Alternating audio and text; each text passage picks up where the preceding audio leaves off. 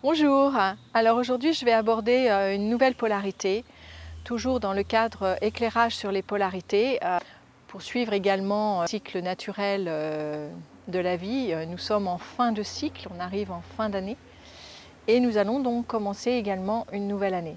Donc la polarité va être début-fin, commencement, terminaison, une polarité où on va regarder un petit peu les cycles, ce cycle-là, un cycle qui commence, un cycle qui se termine. On passe également la période du solstice, c'est un changement de cycle puisque c'est le moment où la nuit est la plus longue et le jour le plus court. Et après le solstice, les choses vont commencer à s'inverser. Donc on a été courant novembre jusqu'au 21 décembre dans l'augmentation de la nuit, de l'obscurité et la diminution de la lumière. Et maintenant, on est en train de basculer dans un nouveau cycle où il va y avoir l'augmentation de la lumière et la diminution progressive de l'obscurité.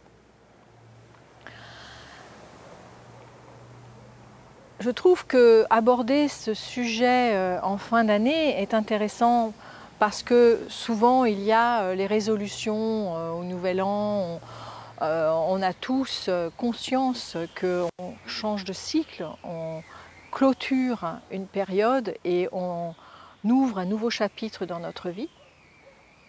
Et le faire en conscience est très important pour ne pas répéter encore et encore les mêmes choses parce qu'elles ont été faites de façon inconsciente et du coup on répète et on ne comprend pas pourquoi, il nous arrive les mêmes conséquences alors que en fait ce sont toujours les mêmes causes qui sont initiées par nous, par notre manière d'être. Avant d'entamer un nouveau cycle, il est nécessaire de faire un bilan de la période passée.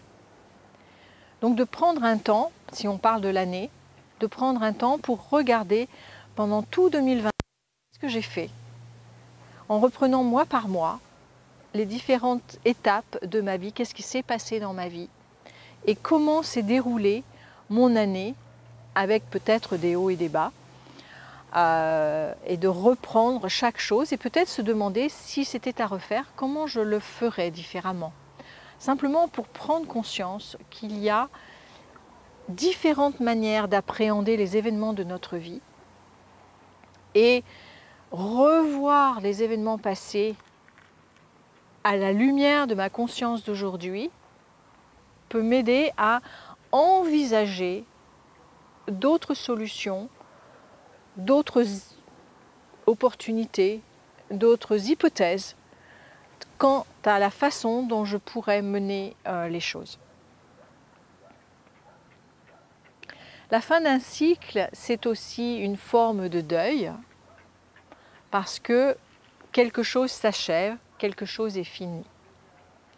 Après, il y a des cycles très courts, moyens et très longs. Là, je parle plus ou moins du cycle de l'année, mais il y a un cycle très court, c'est la respiration, où j'inspire, c'est un cycle, à la fin de l'inspire, on va passer dans l'expire, donc c'est une autre façon de faire.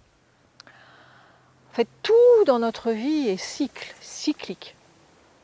Et j'ai souvent cette image de l'Ouroboros, qui est donc ce cercle, c'est ce serpent qui se mord la queue et qui forme ainsi un cercle. Et que les choses continuent d'avancer dans un mouvement permanent de fin de cycle et de renouvellement de cycle et qui se termine à nouveau et qui recommence et qui recommence et qui recommence. Donc le cercle, c'est ce mouvement permanent des cycles. Encore une fois, quand on parle des polarités, on parle forcément de mouvement. La stagnation ne permet pas de jouer avec les polarités, ne permet pas cette alternance des contraires. Et la vie est alternance de contraires. Juste avant, j'étais en train de parler du solstice, qui est donc la bascule entre la nuit qui augmente jusqu'au 21 décembre, et puis hop, quand on est arrivé à la fin de ce cycle, hop, ça s'alterne, la nuit va diminuer et le jour va augmenter. Aux équinoxes, on est en équilibre. Donc pour faire ces bascules, on va augmenter le jour, diminuer la nuit, puis on revient aux équinoxes, qui est l'équilibre des deux pôles, pour ensuite basculer dans l'autre sens. On a la même chose avec la marche. Quand j'avance, je me tiens sur un pied, donc on va dire que je penche à ma gauche, puis je vais avancer sur la droite, et à un moment donné, je suis entre les deux. Un pied en avant, un pied en arrière, mais en fait, je suis en équilibre. Les deux plateaux de la balance sont en équilibre. À ce moment-là, je suis au centre. Puis j'avance, et donc là, je tiens sur un pied à ma droite. Apprendre, je vais essayer de faire attention, apprendre cette danse de la vie est primordial. Le souci, c'est quand je m'accroche. Si par exemple l'année 2022 ou des éléments de l'année 2022 étaient exceptionnels pour moi, le risque est de m'accrocher à ça et de vouloir tirer le temps pour continuer à le vivre en 2023. Si par contre des éléments de mon année 2022 étaient épouvantables, la tendance est de rejeter ces événements et d'espérer que 2023 sera meilleur. Évidemment, 2023 meilleur avec la peur qu'il soit pareil que 2022 ou peut-être pire. Quand on prend tous ces cycles, faire le bilan de fin de cycle est important pour regarder les regrets ou les attaches ou les désirs que ça continue de rester encore un peu plus longtemps, ou les rejets d'événements qui m'ont fait souffrir. Donc de vraiment lâcher tout ça, c'est d'y faire face, de libérer tout ce qui traîne encore à l'intérieur de soi pour redevenir comme un sol vierge, comme une terre en jachère, dans laquelle à terme on va pouvoir y planter de nouvelles graines. Mais également il y a la notion de préparation. Parce qu'il y a deux façons de vivre la vie. Soit on la vit de façon totalement inconsciente, impulsive, en étant complètement ballotté par les événements sans y réfléchir, soit on regarde le nouveau cycle qui est en train de venir, qui va naître dans ma vie, et je peux me demander qu'est-ce que moi j'ai envie de vivre? Qu'est-ce que je désire? Et donc, ça c'est un petit peu les fameuses listes de bonnes résolutions. Je désire que je vais arrêter de fumer, que je vais peut-être faire un voyage à l'étranger, à me marier ou je ne sais quoi.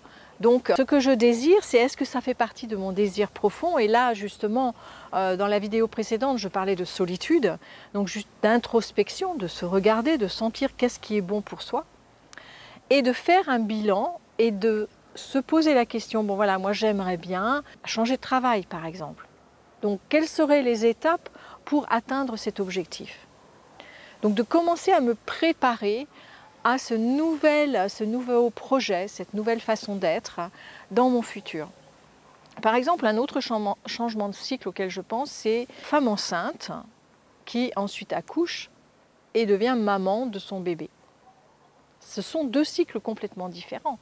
Quand elle est enceinte, c'est une certaine posture, c'est en gestation, le cycle futur est en gestation, et elle doit s'occuper d'elle-même d'une certaine manière. Ensuite, une fois que l'enfant est né, elle doit s'occuper de son enfant et donc à ce moment-là, elle a une autre posture. Si elle ne se prépare pas à cette nouvelle vie, elle risque de se retrouver prise au dépourvu ou débordée. Donc l'intérêt, c'est de faire des bilans, c'est à la fois voir ce à quoi je suis accrochée, ce que je ne veux pas lâcher, ou soit les choses que je rejette parce qu'elles ont été souffrantes, et à la fois ouvrir le nouveau cycle en ressentant comment est-ce que je voudrais vivre cette année. D'un côté, il y a les cycles naturels de la vie, mais il y a aussi ma présence, la part que je joue à l'intérieur de ces cycles.